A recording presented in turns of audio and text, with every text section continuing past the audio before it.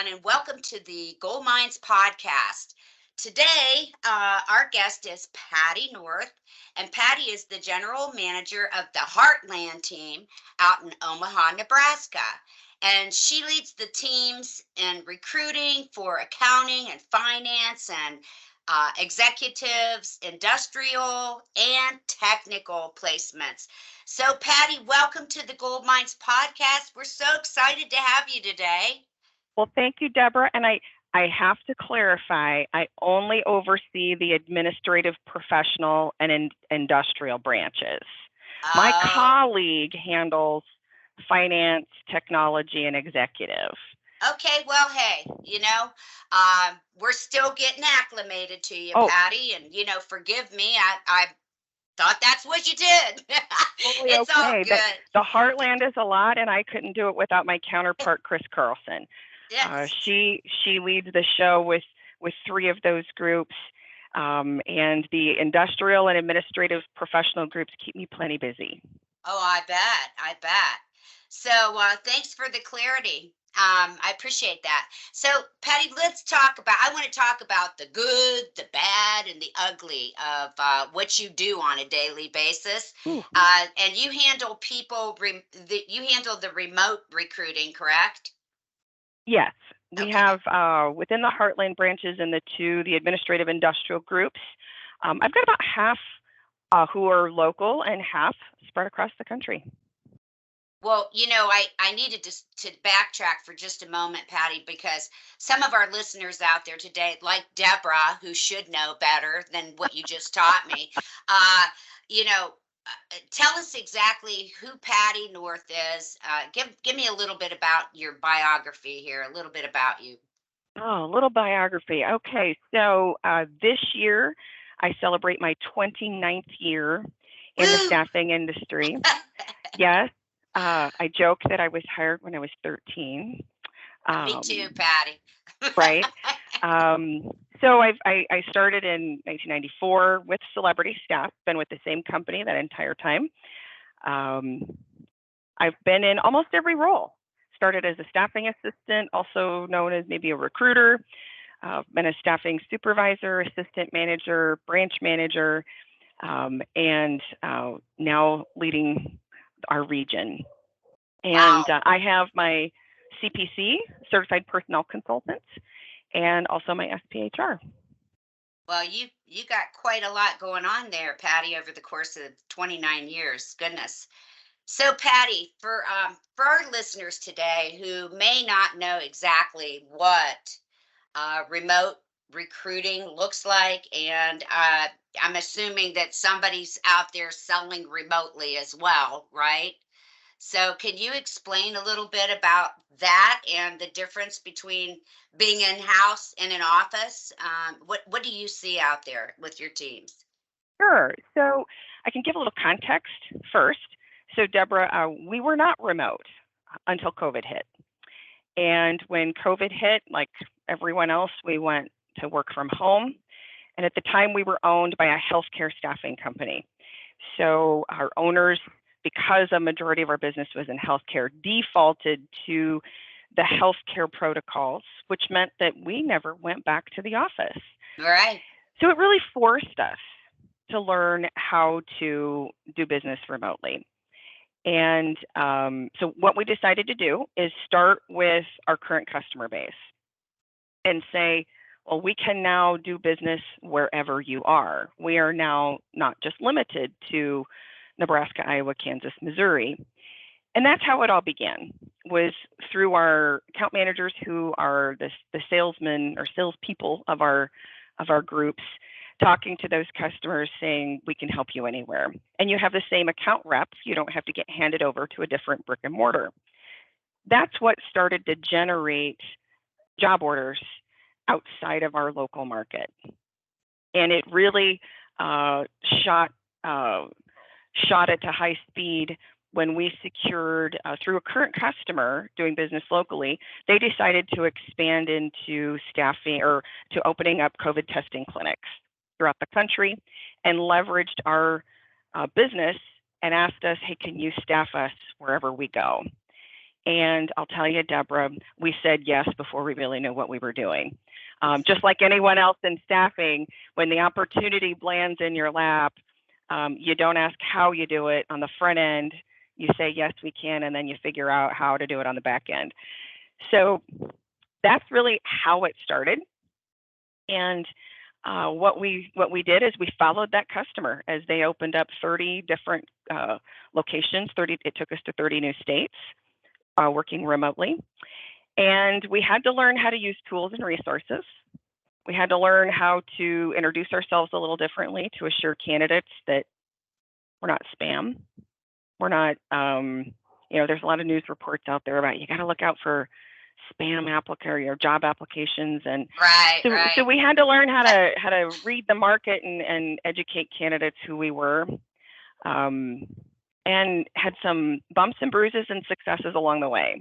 So it's kind of the foundation. But you had blind faith, right? It's called blind faith, and you know what? We're going to make this happen. We're going to make it work because we can, and we will, right? Yep. So, Patty, I'm thinking to myself, I've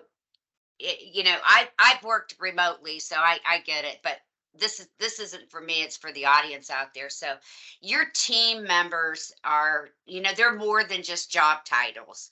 But my curiosity is, in a position like you are in, and the rest of your leadership out there, how do you foster a deep connection and with the remote workers, and what's the conversations like that you do with them to keep, how do you keep them motivated, Patty? There you go. That's what I want to know. How do you foster relationships?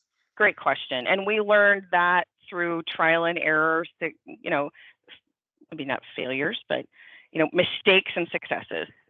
So we learned that through the good, the bad, the ugly along the way too, Debra. So what we learned is leverage teams. And we have we had a standing huddle, what TRN calls takeoff meetings. Right. Here, headquartered in Nebraska, everything's about the football and the Cornhuskers. They'll be great again someday. But we call them morning huddles. So we continued that on through Teams channel, where every morning we get everybody together and talk about what's the initiative of the day. What do we need to tackle, and who's going to do what? We quickly realized we had to do a second team huddle throughout the day. When you're working remote, what's missing is you can't lean over the cubicle and say, "Hey, I got Debra on the phone. She can take that job," or this person can take this job. That's missing. So we learned we had to connect a second time as a team to say, "Okay, what do we get done? What do we still need to do for the afternoon?" So we made it 8:15 and at 1:45. And this was especially in the beginning when we were first figuring out how to communicate remotely. Okay. We had to learn how to over communicate through Teams channel, and really leveraging the Teams channel to replace that inner office above the queue by just hung up my phone chatter. That leads to success in staffing. We learned that we needed to make sure that we had our one-on-ones scheduled weekly instead of bi-weekly or monthly, no matter what the tenure. And we also learned that, in the office, we would do something called, and I'm sure people out there have heard this term, but MBWA, management by walking around. Oh, if you haven't heard that. I haven't, but that's cool. I learned that very early in my career. Before I started here in the staffing industry, I worked through college in both food service as well as telemarketing, back when telemarketing was a cool industry to work in. And the company I worked for taught very young managers some basics, and MBWA was one of them. Well, you can't do that working in a remote world. So we replaced it with management by calling around. MBCA. MBWA kind of has it kind of flows off the tongue a little easier. But we learned we needed to call around. As managers, we needed to make sure that on our calendar we had time blocked out that wouldn't get scheduled to just call and check in with people. Debra, how's the day going? How are your projects going? Talk to me about your challenges. And we really had to ask different questions. And we also needed to slow down, especially in our remote work was forced because of COVID, and it, reflecting back on this, we'll be talking about the COVID timeline forever for all of Yeah, us who lived it, right? yeah. Well, if you think about it, we had schools shut down, so people are working at home where their kids are trying to work remote. That was extremely stressful and taxing on the parents on the Heartland region. Uh, People had to upgrade their internet, get Wi-Fi extenders in their house because bandwidth couldn't handle schoolwork and actual work. So we had some folks with a lot of personal challenges during that time too. Not to mention people got sick with COVID. So we had to slow down those conversations and make sure we were talking to the person, and that the how are you doing had to extend beyond work at times. I And, gotcha. I you know, gotcha. and because that's where the relationship was built, it was also the necessity of the time of just helping people navigate, hey, what can you do with your internet? Or just granting some grace to folks who had 4 kids at home, and that's a lot when all 4 kids needed to learn, and then parents were expected to step in and help them learn during business hours.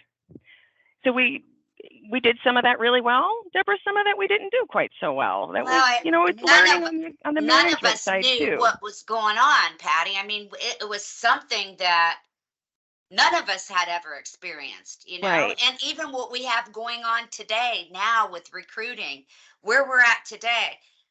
I mean, I've been around recruiting a long time and in sales and recruiting, but I have never seen anything like this before. It's like it's Right. freaky. So, hey, Patty, what skill set or personality type, I'm just curious, would be a great recruiter to work remotely? What do you think they possess? So Honesty, fantastic integrity. question. Of course, our core values, your honesty, integrity, it really requires somebody to have some self-discipline. Yeah. As managers, we work hard to create some structure for those folks. But, in office, we could walk by somebody's desk and see if they were struggling and step in to coach them. That's where that management by calling around was helpful. And we really had to keep our eye on activities much more closely to make sure we could see coaching opportunities sooner rather than later. But the folks that were really flourished and have done well are individuals who have good self-discipline, treating the time before work just like they did when we were in office, and routines. Having that same routine at home of my alarm goes off here, I get my coffee, and my commute to work is now walking down to my home office, and creating structure throughout the day. Yeah. That self-discipline. But Deborah, that answer wasn't any different 5-10 years ago when I was in the office. If somebody asked me what makes a successful recruiter or a successful salesperson in this industry, self-discipline was one of the top things that I would say. Absolutely. So A desire to rise above. I always say to people when they ask me how do you do that all the time, what you do, and I go, I have a passion for it. Okay, just like doctors are passionate about healing patients, and lawyers are patient about helping people to get into court and out and get a successful win. I am passionate because I love to help people. It's been in my DNA since I was a kid. Animals, people, I want to help you. I want to help you to become all you can be. So I got one more quick question for you, Patty. yeah. Um, with all these remote workers, I'm curious, how do you express genuine appreciation? Like, do you go like this, high five? What do you do? There's something else that we had to learn along the way too. We make a point in those morning huddle takeoff meetings to do shout outs. Okay, cool. This is something that the team created, and pausing to say, who do we need to shout out from the day before? Whether it be you gave me a great candidate, you moved quickly here, helped me here. That's critical, and that's coming from the team. That's not only coming from managers. That's been a great thing to inspire some connectedness and celebrations. We also schedule virtual happy hours. So Cool. we'll set it. We've got one coming up. We put it on the calendar. We're going to put little boxes together, ship it to our remote folks, and get together for time to celebrate and just connect. So celebrations, we just have to look for moments and be more intentional Yeah. with the remote workforce. Just flipping the script a little bit. Yep. Well, Patty, I want to thank you for your time today. And just like you, I have a purpose with the Gold Mines podcast. And my purpose is to bring people like you and all the other leaders and other folks in our company, and even some outsiders, in to get some great content and to help others. So I always end my podcast with a little bit of a what my team calls a Debraism, because I have my own language that I speak I sometimes. love But it.